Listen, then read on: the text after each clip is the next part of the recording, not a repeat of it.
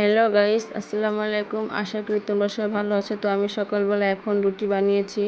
এখন যাব মেয়েকে স্কুলে দিয়ে আসতে যাচ্ছি। তাবাসসুম রেডি হয়েছে, এখন দিয়ে আসবো স্কুলে।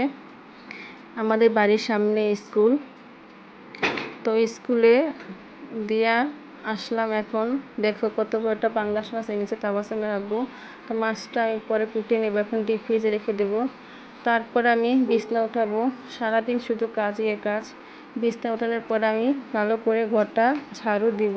এই যে ঘরটা ঝাড়ু দিয়ে ময়লাটি আমি বাইরে নিয়ে যাচ্ছি। তারপর আমি সিঁড়িটা সুন্দর করে ঝাড়ু দেব। এই যে এখন ময়লাটি বাইরে রেখেছি, ময়লাগুলো। এখন আমি রান্না করব। এই যে আলুটা আগে ভালো করে লাল লাল করে ভেজে নিয়েছি। তারপরে মাংস দিয়ে আলুটা রান্না করব দুপুরের জন্য। সকালে করেছি রুটি, পেঁপে ভাজি আর ডাল। এই যে এত কাজের ভিতরে আরেকটা কাজ, এই যে ছাগলটা তাবাসসুমের আব্বু 13 জন মিলে ছাগলটা এনেছে। তো ছাগলটা কাটার পরে এই যে 1.5 কেজি করে মাংস হয়েছে, প্রায় 20 কেজির মতো মাংস হয়েছে। দেখো মাংসগুলো কি সুন্দর। আর মাংস হাড় কম, কিন্তু মাংস বেশি চর্বিও আছে। তো মাংসটা আমি বিকালে রান্না করব। তো তাবাসসুম স্কুল থেকে এসে পড়েছে। স্কুলে প্রচুর গরম, তো ভাবছি কালকে স্কুলে পাঠাবো না। তো তাবাসসুম খাচ্ছে পেঁপে ভাজি দিয়ে নাস্তে। তো পেঁপে ভাজি খেতে চাচ্ছিল না, আমি বলে গরমে পেঁপে ভাজি খাও। তো খাচ্ছে পেঁপে ভাজি আর রুটি। আর এনেছে একটা লিচু ডিম, তো এটাকে ডিপে রেখে দিয়েছিল, এখন খাবে। তো তাবাসসুমের খাওয়া হয়ে গেছে।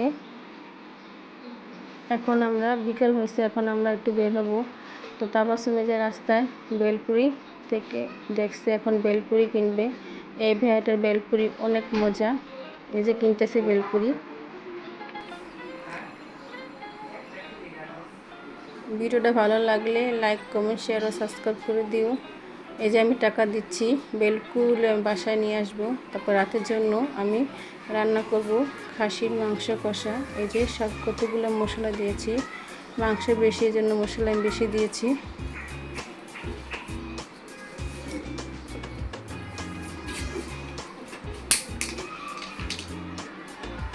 এই যে মাংস মাখানো হয়ে গেছে, এখন আমি বসিয়ে দেব। এই যে হয়ে গেছে আমার খাসির মাংস। তো রাতে এটা সবাই খাবো। তো তোমরা সবাই ভালো থেকো, আল্লাহ হাফেজ।